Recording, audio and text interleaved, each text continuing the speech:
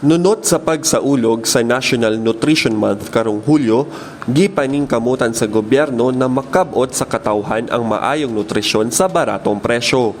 Busa, duha ka agri-fair ang gibuksan karong bulan aron na ay kaadtuan ang publiko kung diin makapalit sila og baratong utanon og prutas alang sa ilang mga pamilya. Una din ang affordable agri-fair sa may atubangan sa Kapitolyo. That will be done every Monday until the end of July. Cooperation also with the Agriculture Office. Giapilan sa mga Farmers Association sa kada lungsod ang affordable agri-fair. Giinganyo ang katawhan na mopalit dinhi agi og suporta sa mga mag-uuma.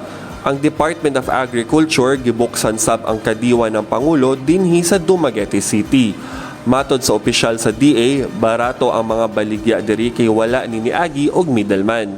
Taas ang makuha sa atong mga mag-uma in terms of income nila. At the same time, ang mga producer nga naa diri sa syudad, mubo sa atong ilang mga presyo ang ilang paliton compared nga naa na dito sa ato ang mga market.